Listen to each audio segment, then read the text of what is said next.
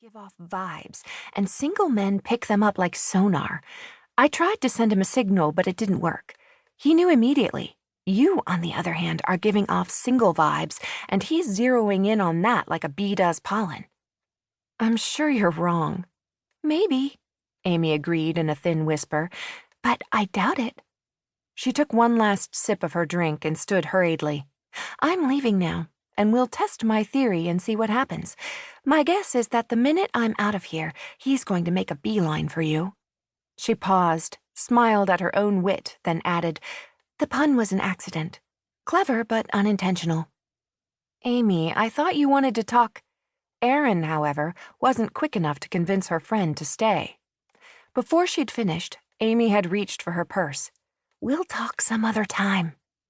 With a natural flair, she draped the strap of her imitation snakeskin handbag over her shoulder and winked suggestively.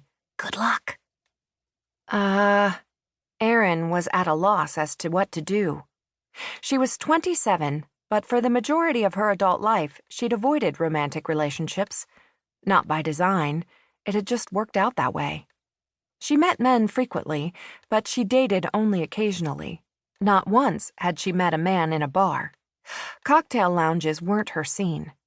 In her entire life, she'd probably been inside one only a couple of times. Her social life had been sadly neglected from the time she was in junior high and fell in love for the first time.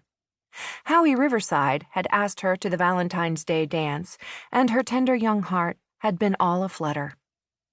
Then it had happened. The way it always had. Her father, a career Navy man, had been transferred, and they'd moved 3 days before the dance. Somehow Erin had never quite regained her stride with the opposite sex. Of course, 3 moves in the next 4 years, unusual even for the Navy, hadn't been exactly conducive to a thriving relationship. They'd been shuffled from Alaska to Guam to Pensacola and back again. College could have, and probably should have, been the opportunity to make up for lost time, but by then Erin had felt like a social pygmy when it came to dealing with men. She hadn't known how to meet them, how to flirt with them, or how to make small talk. Nor had she acquired a number of the other necessary graces. Hello. She hadn't even had time to collect her thoughts, let alone her purse. Mr. Imported Beer was standing next to her table, smiling down on her like some mythological Greek god.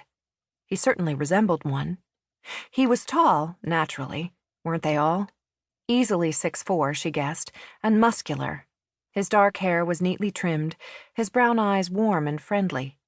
He was so handsome, he might well have posed for one of those hunk calendars that were currently the rage with all the women in the office. Hi, she managed, hoping she sounded a whole lot less flustered than she was feeling.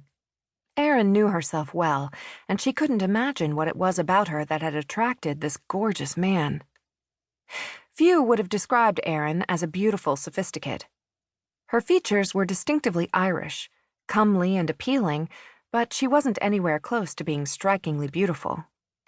Naturally long, curly, chestnut red hair, straight white teeth, and a smidgen of freckles across the bridge of her Gaelic nose were her most distinctive features.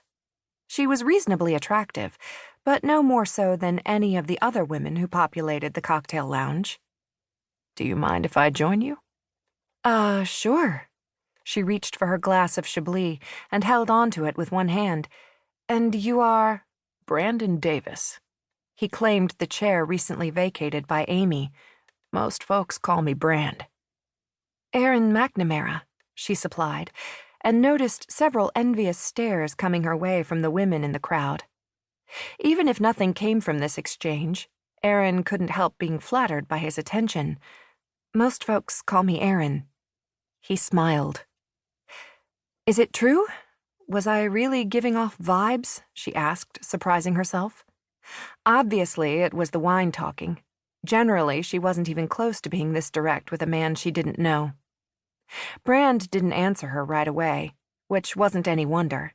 She'd probably caught him off guard, which was only fair, since he was throwing her completely off balance. My friend was saying men in bars pick up vibes like a radar detector, she explained, and I was wondering what messages I was signaling. None. Oh.